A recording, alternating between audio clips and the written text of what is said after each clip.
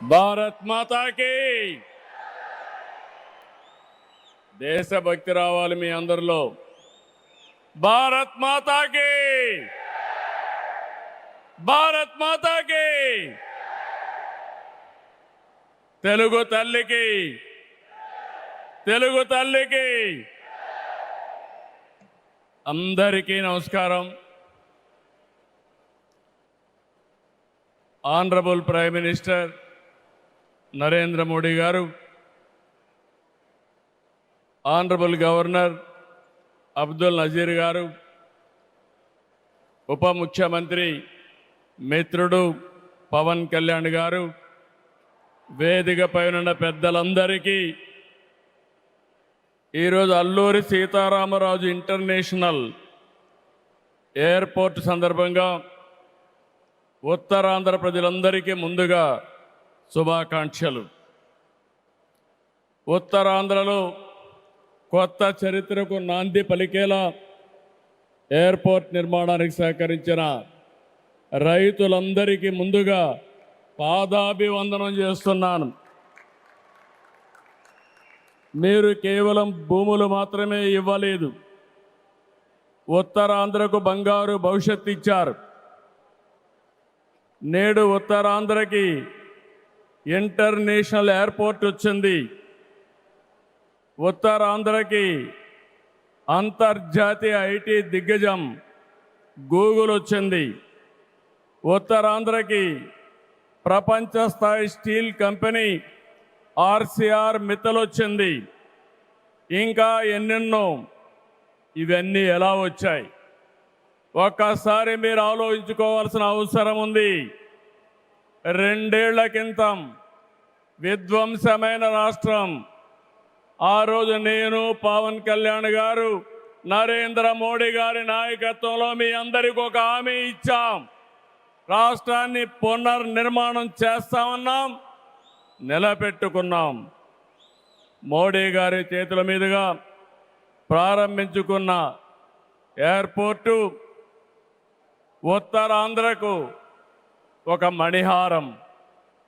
నేను అందుకే పదే పదే చెప్తున్నాను, ఉత్తరాంధ్ర కళలకు రెక్కలొచ్చాయి. ఎర్ర బస్సు రాదన్నారు, ఎయిర్ బస్సు వచ్చింది. అవహేళన చేసిన వాళ్ళు అడ్రస్ లేకుండా పోయే పరిస్థితికి వచ్చారు. ఆ రోజు ఎన్నో ఈ ప్రాంత ఆశలని, ఆకాంక్షల్ని తక్కువ చేశారు, అడ్డుపడ్డారు. అన్ని అధిగమించాం. అద్భుతమైన ఎయిర్పోర్ట్ ఈరోజు నిర్మాణం అయిందంటే ఇది ఉత్తరాంధ్రకి గర్వ కారణమని మరొకసారి విజ్ఞప్తి చేస్తున్నాను.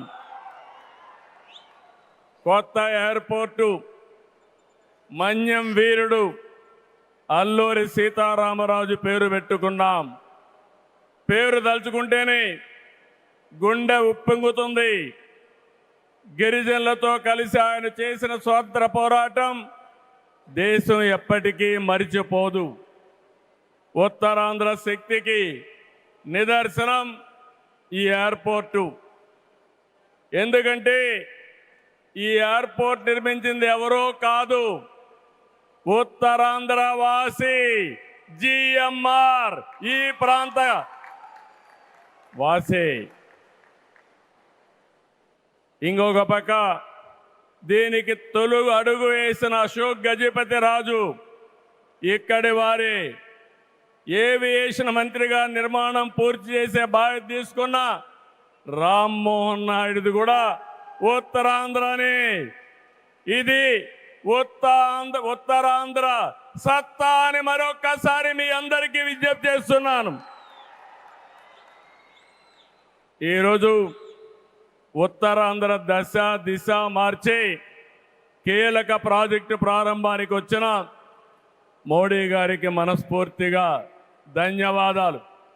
ఈరోజు మనందరం గుర్తుపెట్టుకోవాలి, వెంటిలేటర్ పైనున్న ఆంధ్రప్రదేశ్కి ఆక్సిజన్ ఇచ్చి ఈరోజు నిలబెట్టిన వ్యక్తి నరేంద్ర మోడీ గారు.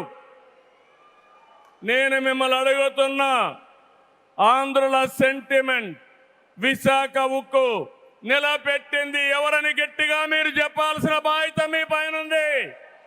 ఎవరు ఎవరు విశాఖ రైల్వే జోన్ మంజూరు చేసి విభజన హామీని నెరవేర్చింది ఎవరు?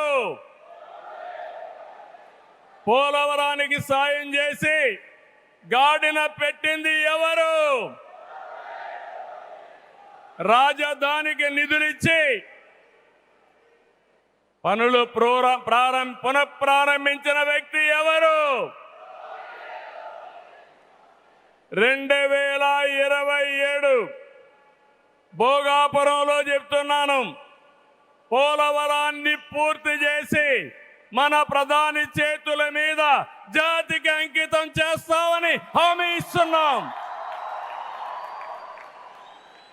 2028 అమరావతి మొదటి దశ పనులన్నీ పూర్తి చేసి మన ప్రధానమంత్రి నరేంద్ర మోడీ గారి చేతుల మీదుగా ప్రారంభిస్తామని మీ అందరికీ హామీ ఇస్తున్నాను. దీనికి మనందరం థ్యాంక్స్ చెప్పాలనా లేదా అని అడుగుతున్నా. చెప్పాలనా లేదా అని అడుగుతున్నా. థ్యాంక్ యూ, థ్యాంక్ యూ, ధన్యవాదాలు, ధన్యవాదాలు. ఏఎస్ఆర్ ఎయిర్పోర్టు 2703 ఎకరాలు, 5641 కోట్ల రూపాయలు అద్భుతంగా వచ్చింది. ఎయిర్పోర్టుని ఫ్లయింగ్ ఫిష్ ఆకారం నిర్మించారు. మన తీర ప్రాంతాన్ని ఇది గుర్తు చేస్తుంది. అటు సముద్రం, ఇటు పచ్చని కొండల మధ్య విమాన ప్రయాణమే కొత్త అనుభూతిని తీసుకొస్తుంది. నేను చాలా విమానాశ్రయాలు చూశాను, కానీ భోగాపురం ఒక ప్రత్యేకమైన ఎయిర్పోర్ట్ అని మరొకసారి మీకు విజ్ఞప్తి చేస్తున్నా. ఎయిర్పోర్ట్లో అడుగడుగున తెలుగు కళలు, సంస్కృతి కనిపిస్తున్నాయి. తెలుగు ముగ్గులు, ఏటి కొప్పాక బొమ్మలు, కూచిపూడి నృత్యం, తోలు బొమ్మలాట, బొబ్బలి వీణ, నాదస్వరం, లేపాక్ష నంది వంటివి ప్రతిబింబించేలాగా తీర్చిదిద్దారు. విశాఖ నుంచి భోగాపురాన్ని నిర్మించే బీచ్ కారిడారు ప్రకృతి అందాలతో మరింత ఆకర్షణ తెస్తుంది. గ్లోబల్ ఏరోస్పేస్ ఏవియేషన్ హబ్కి GMR Manasa aviation university, ASIP semiconductor ప్రాజెక్టుకు శంకుస్థాపన చేసుకున్నాం. జిఎంఆర్ విఎఫ్ స్కిల్ డెవలప్మెంట్ సెంటర్కి ప్రారంభించుకున్నాం. శంషాబాద్ ఎయిర్పోర్టుతో తెలంగాణ దశ దిశ మారింది. భోగాపురం ఎయిర్పోర్టుతో ఉత్తరాంధ్ర దశ దిశ మారుతుంది.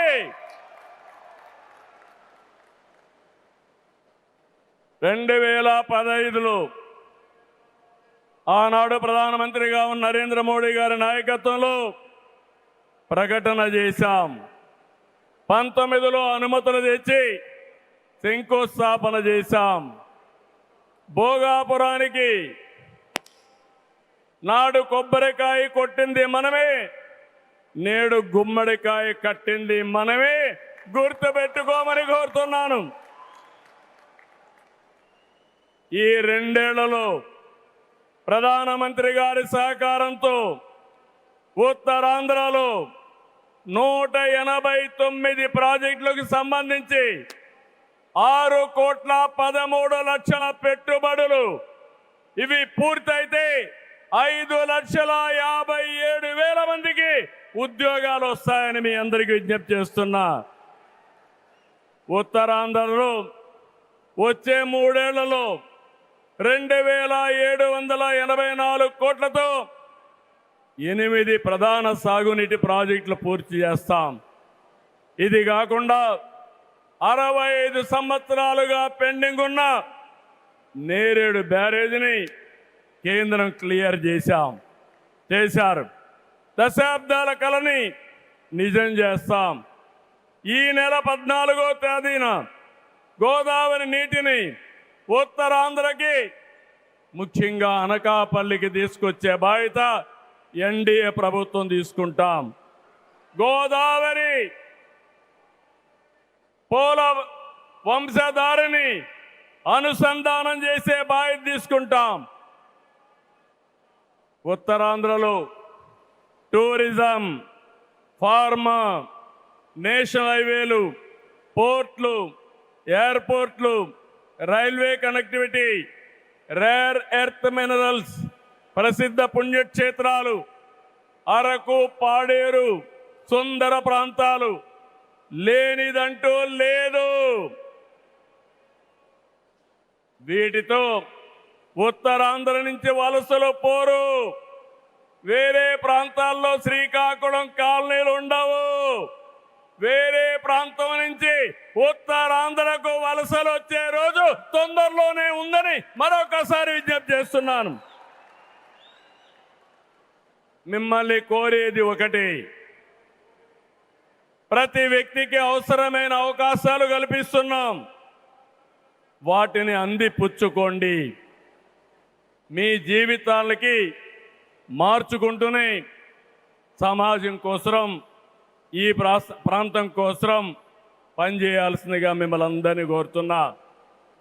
ఈ సందర్భంలో నేను ఒక్క విషయం మీ అందరికి గుర్తు చేయాలి. ఇప్పుడే పవన్ కళ్యాణ్ గారు కూడా ఆవేదన గుర్తు చేశారు. We are in inspiring time. PM Saab, Modi Saab, I am telling you with my heart. We are in inspiring time. The world has moved from IT to AI. The right knowledge is available. The right technology is maturing. But we need leaders to deliver. Democratic countries everywhere are facing crisis, searching for new leaders. We are fortunate, India is fortunate. There is a tested leadership. 25 years, Narendra Modi ji as Chief Minister and Prime Minister of India has done extraordinary work. నేను చెప్పింది వాస్తవం అయితే మోడీ గట్టిగా చెప్పాలి. Modi, Modiji.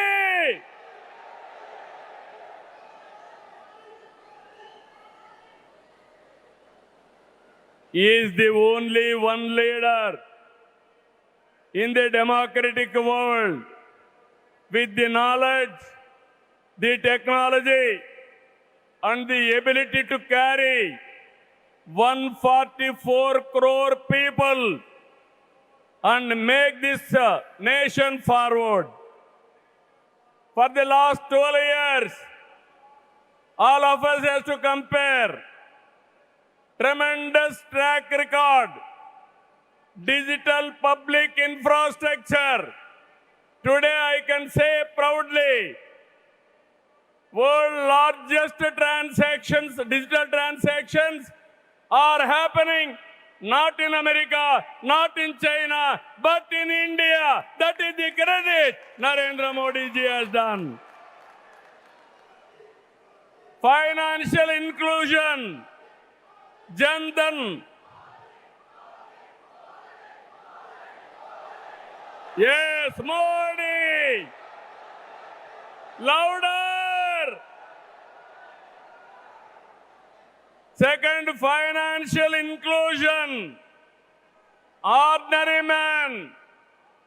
JAM. It is a historical moment.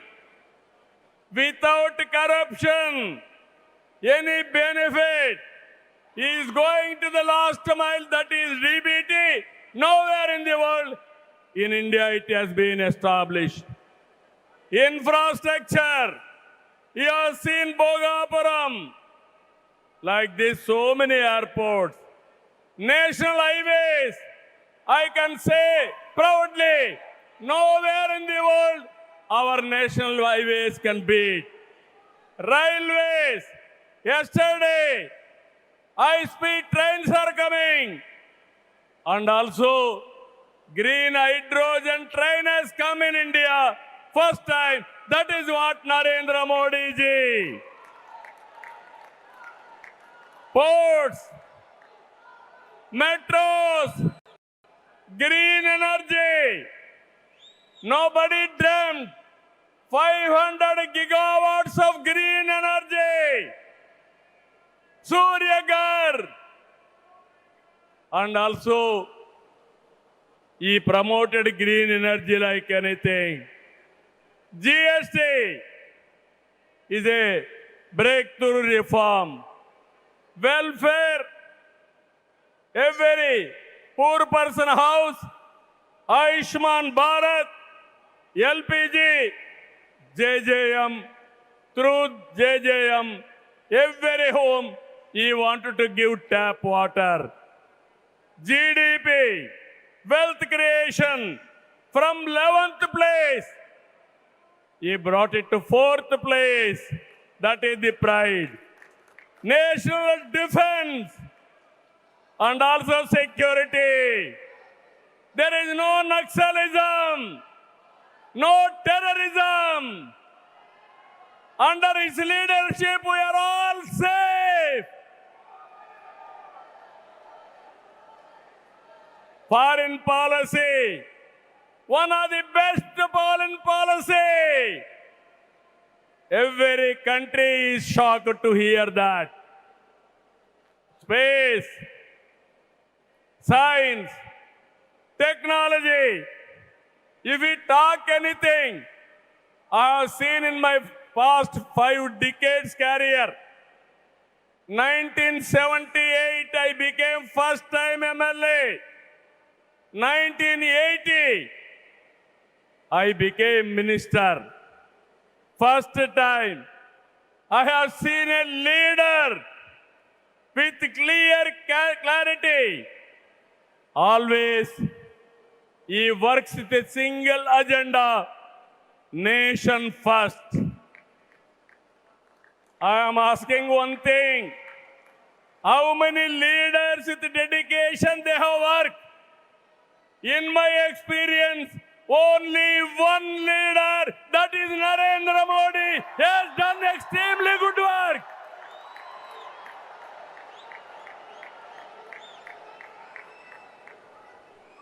He is having a clarity. Vikasit Bharat 2047. There are external factors. Somewhere, in India, there is a problem of LPG. This year, environmental imbalance, rainfall deficiency. With all these things, he is able to manage very effectively with less suffering. He is the leader, I'm telling you. India is going to become 2047 #1 country in the world. It is possible with Narendra Modi ji. Always I am saying one thing. Right man, right time, right place is the blessing. Nation is blessed with his leadership. I am appealing entire nation. You have to think only one thing. Without Narendra Modi ji, we cannot imagine 2047. He is the tallest leader in the world. If we go to any country, everybody is respecting. That is the pride he brought for the nation. Hands off to him. All of us has to stand with him. గట్టిగా లేచి నిలబడుకొని సంఘీభావాన్ని తెలియజేయండి.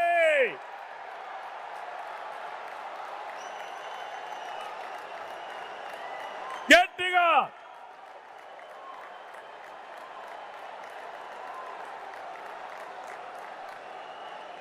it is our responsibility, our commitment for the nation. Nation first, persons next. So I am very happy. Entire nation has to understand the amount of development, the amount of respect India is commanding globally. Only one man is leading, one leader is leading. That leader is Narendra Modi ji. We have to protect his leadership. All of us have to talk about it. Those who are criticizing him, they have to understand what they have contributed for this nation. He has done for the last 25 years extraordinary work. So with this, భారతదేశాన్ని number 1గా నిలబెట్టే శక్తి నరేంద్ర మోడీ గారికి ఉంది. తెలుగు జాతి చరిత్ర సృష్టించే శక్తి మనకుంది. అల్లూరి సీతారామరాజు స్ఫూర్తితో ఐక్యంగా అడుగేద్దాం. అటు కేంద్రం ఇటు రాష్ట్రం కలిసి ముందుకెళ్దాం. తెలుగు జాతిని నెంబర్ 1గా చేసుకోవాలని మరొక్కసారి మీ అందరికీ విజ్ఞప్తి చేస్తూ, ఉత్తరాంధ్ర మళ్ళీ చెప్తున్నా, ఇంక మీరు పేద అరుపులు అరవడానికి లేదు. ఉత్తరాంధ్ర ఉత్తమ ఆంధ్ర, నెంబర్ 1 ఆంధ్ర, నెంబర్ 1 ప్రపంచంలో దేశం రావాలి. విత్ దిస్ మరొకసారి మీ ఉత్సాహం చూశాను, మీ కమిట్మెంట్ చూశాను. ఇక్కడ ఎంతమంది ఉన్నారో, ఎంతమంది బయటనున్నారు. ఈరోజే మన గిరిజన పిల్లలు దింసా డాన్స్ చేసి గిన్నీస్ రికార్డు తెప్పించారు, వరల్డ్ బుక్ ఆఫ్ రికార్డ్స్ తెప్పించారు. వాళ్ళందరినీ అభినందిస్తూ మనస్ఫూర్తిగా ఈ కార్యక్రమాన్ని జయప్రదం చేసిన మిమ్మల్ని అందరినీ అభినందిస్తూ ధన్యవాదాలు తెలియజేసుకుంటూ సెలవు తీసుకుంటున్నాను. జై భారత్, జై తెలుగు తల్లి, జై హింద్.